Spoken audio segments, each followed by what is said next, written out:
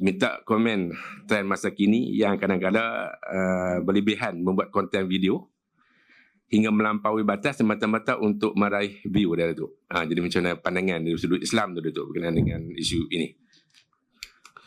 Bismillahirrahmanirrahim.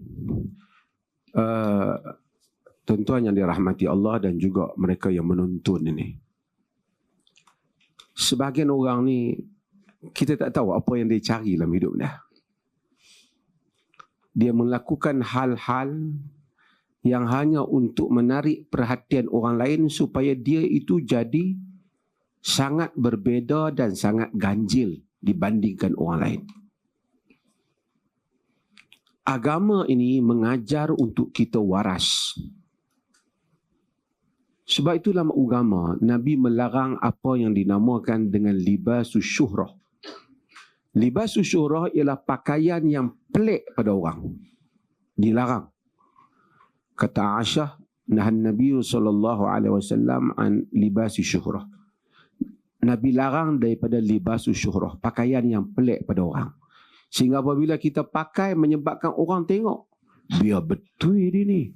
Macam tu. Atau mata orang tertumpu kepada kita.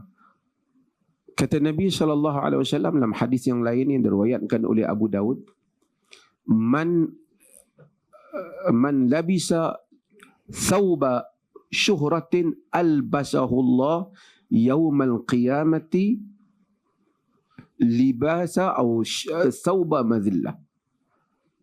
Sesiapa yang memakai baju pakaian syuhrah, tadi pakaian yang nak bagi glamour lebih sampai orang nampak, Allah akan pakai pada dia pada hari kiamat pakaian kehinaan.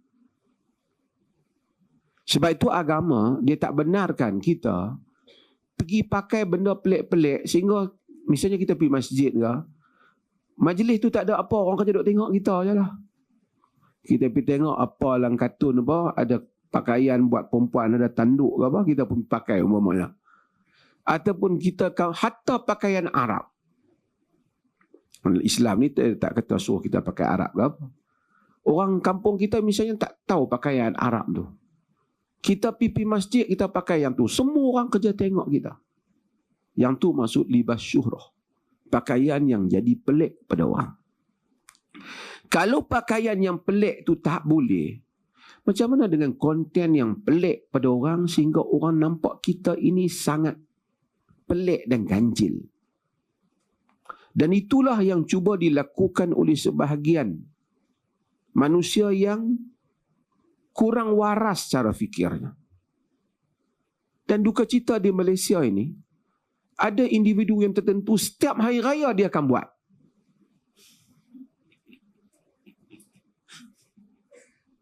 Setiap hari raya dia akan buat. Dan dia tak ada satu penghormatan dan kemudian dia akan minta maaf. Kemudian akan adalah dia punya siapa-siapa lah, family dia pula tolong backup pi, backup mai, lah macam tak ada apa. Hanya untuk menarik perhatian orang. Ini satu penyakit. Masyarakat mesti memberikan sedikit ataupun sebanyak ataupun lebih satu punishment kepada dia. Kerana berulang-ulang. Bagi satu lesson, satu pengajaran. Sama ada jangan membeli ke apa yang dia kempen, jangan melihat ke apa yang dia ajak untuk kita lihat. Kerana tidak ada penghormatan kepada syair Allah, syiar-syiar Allah. Wa man yu'azzim syair Allah, orang yang menghormati syiar Allah, fa innaha min taqwal qulub, ia adalah daripada ketakwaan jantung hati manusia. Syiar ni Ramadan syiar. Dia tak hormat syiar ni. Dia tak kira, dia kira dia. Every year he will repeat the same story. Dan kita dihabiskan dengan masa mengulas yang dia.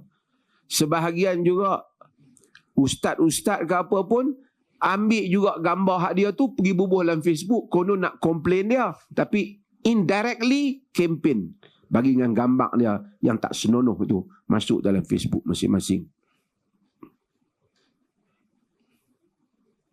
Dan kita kena buat sesuatu.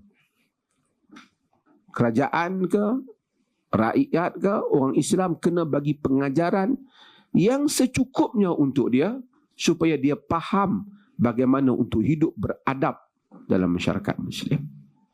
Kalau dia jual barang, jangan duk pergi beli barang dia. Supaya ada pengajaran.